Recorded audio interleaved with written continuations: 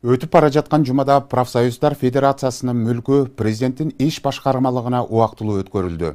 Профсоюзда 30 жылдан бери эмне жумуш аткарылды? Эмгекчилердин укугу корголдубу же кордолдубу? Мас абалында мушташкан 3 полковник жумуштан алынды. Акчанын айынан кызыл жаян болгон бул эргулдар Ош облустук ички иштер башкармалыгында орун басарлык кызматты аркалап келишкен. Тентек жетекчилердин окуясынан кийин Бишкекте интимдик кызмат көрсөткөн 10 сойкукананын кожоюндары кармалып, алардын сүрөттөрү коомчулукка ачык жарыяланды.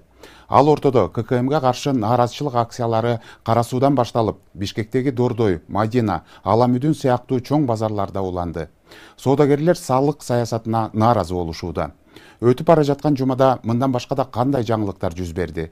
Жума хроникасы токтолсун. 27 ноябрь дүйшөмбү Профсоюздар Федерациясынын мүлкү президенттин иш башкармалыгына убактылуу алынат. Мас абалында мушташкан 3 полковник жумуштан алынды. Алар Ош облустук ички иштер башкармалыгынын жетекчисинин полковник наамын алган орун басарлары болушкан. Токтогул шаарынын мэри кен байлыктарды басып алууну жана аны мыйзамсыз иштетүүнү уюштурганы, ошондой эле уюшкан кылмыштуу топ менен байланыш түзгөнү үчүн кармалды. Дээрлик 70 000 АКШ долларын Кыргызстандан мыйзамсыз алып чыгууга аракет кылган деген шек менен орусиялык 41 жаштагы Жаран чек арадан кармалды.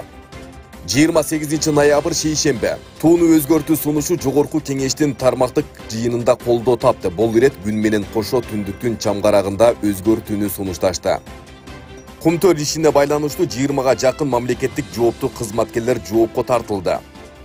Интимдик кызмат көрсөткөн 70ге жакын адам кармалганын Улуттук коопсуздук мамлекеттик комитети жарыялаган. Алардын арасында жаш студент кыздар да бар. Жалал-Абад облусунун аймагында 50 000 майып жарандар бар, бирок коомдук жайларда алардын басып жүрүшү үчүн дээрлик шарт жок же талаптарга жооп бербейт. 29 ноябрь шаршембе Кара Суу базарынын ишкерлери ККМ колдонуудан бошотулушат. Мындай маалыматты мамлекеттик салык кызматы таратты. Ошто курулушу мыйзамсыз деп табылган тамактануучу жай сүрдүрүлдү, деп билдирет мамлекеттик курулуш агенттигинин басма сөз кызматы. Жалал-Абадта мечит курууга мыйзамсыз уруксат берүү фактысы боюнча кылмыш иши козголду. Жалал-Абад каласына башка район шаарлардан күнүнө 40 000 унаа кирип чыгат. Калада унаа токтотуучу жайлар аз болгондуктан жол тыгыны күн санап күч алууда. 30 ноябрь бейшембе Якын инкар диний экстремисттик агымдын Сузак районундагы жашыруун ячейкасынын ишмердүүлүгүнө бөгөт коюлду.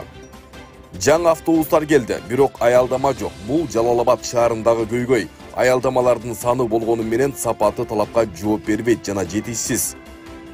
Жалал-Абад шаарынын 48 жерине акылдуу видео камералар коюлду. Ал үчүн кала бийлигинен 5,5 миллион сом каражат бөлүнгөн.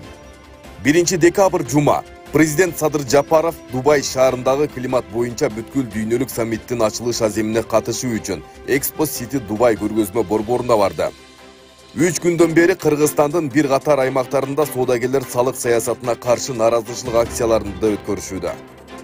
УКМК төрагасы Камчыбек Ташиев Баткенде аткезчилик менен алектенген жарандар кайра күч алганын билдирди.